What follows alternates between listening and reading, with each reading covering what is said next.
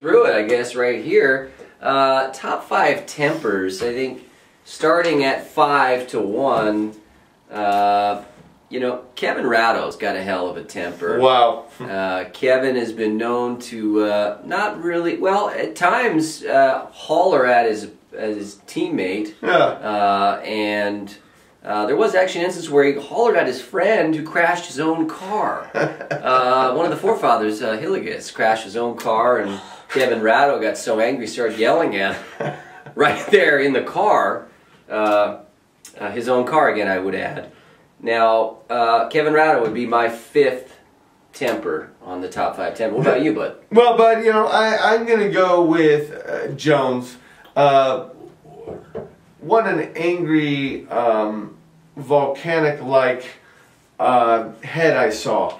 It was the veins were pulsating blood, and you thought his head was going to explode, a la Dave Chappelle and that wonderful. We won't get into it, but that guy's got a temper, and he wants to win.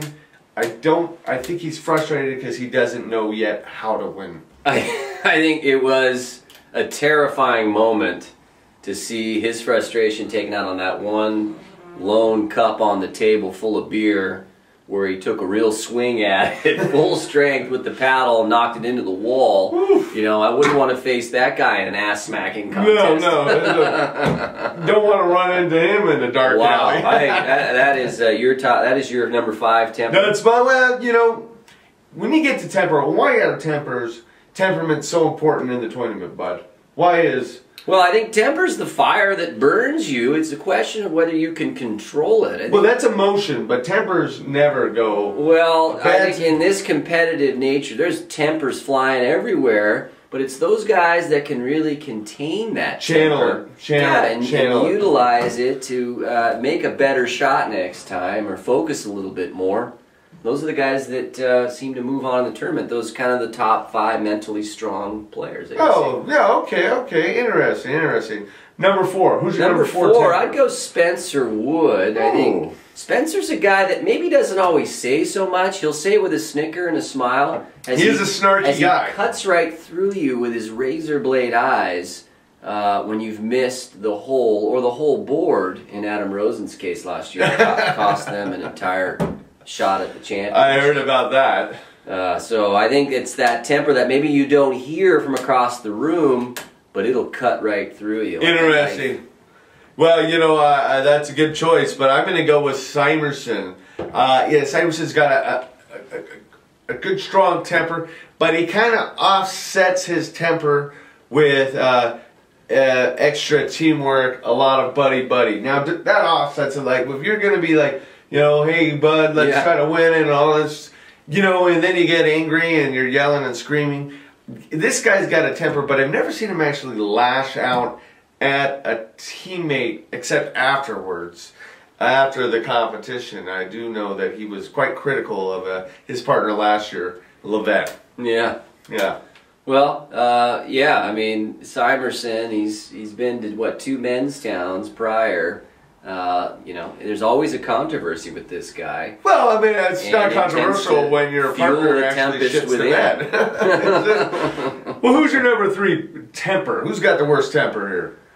Number 3, I'm going to go with DTs. I think he comes to the event, Mr. Jolly, Mr. Joker, but once things kick off and he starts feeling a little bit of that pressure, sometimes from his partner, sometimes from his own lack of effective play, he starts to really pace, he starts to really get angry, and once in a while you may catch him in a corner breaking something, and you have to watch that deposit-wise for fathers, because there's always something broken by DTs. Number 3 temper for me. Wow, well, I'm not seeing that at all. I believe that DTs, from what I've heard, is shown remarkable sportsmanship in light of the fact that he's always been saddled with less than sportsmanlike partner, and that really he's a model of teamwork and leadership and good vibes, and he always accepts defeat gracefully, but he'd be just a graceful winner too.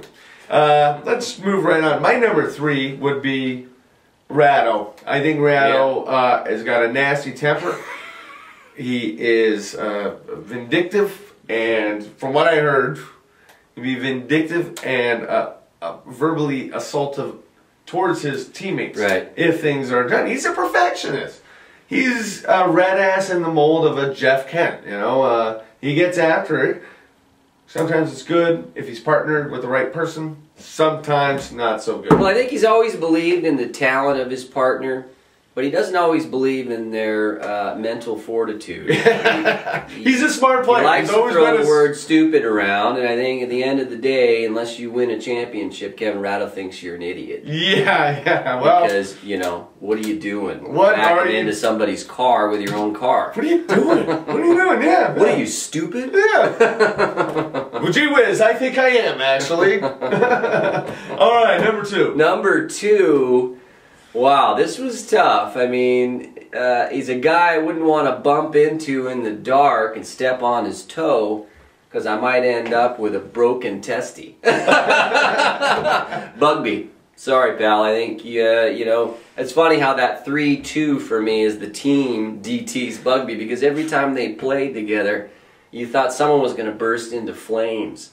The faces get red, they get a little fatter, and they really lay into each other like you wouldn't believe, with not only yelling and screaming and blame, using the blame thrower, it's that quiet glare where they turn around, they don't want to look at the other guy because they're so disgusted by the look of him and what he's just done to their chances. Interesting, interesting. Well, you know, I'm not going to, come to the defense of any one of those players, but I will say that Bugby, on my temper spectrum, he's going to be talked about in one more spot, because my number 2 is Wood.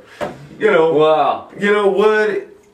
Yeah. As I said, I agree. He's snarky. He, when a player plays, it's really important that they stay within themselves. Spencer, he just from the get-go, he's on go. It's like high octane, and it's one thing if you're playing football, but if you're playing, you know, beer pong, which requires a little bit of grace, a little bit of fluidity around the beer pong table, you can't be yelling and screaming and shouting and the temper tantrum. You got to stay within and absorb a tough call and enjoy a good win without losing it. And this guy, well, has shown a propensity to lose it. We know that the competition fuels the temper. Yeah. But it's the poison that's been poured into the body that's fueling the temper because of the competition. Equally. It is, you get Spencer Wood with some liquor in him, and who God knows what else is getting into his body. Temperature's rising in there, and you know, I wouldn't be surprised if one year he sets the whole damn place on fire. I think he merits that number 2 spot in my book. And that would be something to remember. All right, but who's your number 1 temper guy? Number 1, I mean, until dethroned, until there's an incident that we can really report on, nobody's going to take this guy out. I've seen the temper firsthand, and I don't want to see it again. Nor does that cup that was sitting on the beer pong table in Clear Lake, California. Jones, you better control it. If you can harness that temper, you could go a long way, not only in this arena, but in life, fella. Control that thing. Enter a spanking contest, get it out of your system, and win this cup. Unbelievable. Yeah, no, I mean, I never saw the total temper, but the stories I heard, the pictures that I saw that were recorded, it almost looked like something out of a science fiction movie, that one man's head could suddenly become rippled like Indiana Jones when the ark opens up and the guy's face suddenly gets all pressed and like, ah, I am so angry. Well, and then it basically melts right off. Yeah, it just melts or explodes. Bones. You know, it's like, wow, bones. This guy gets intense. Control that intensity, channel your emotion. You could wind up with the cup. You know, I think the beauty of this show, Bud, and we're all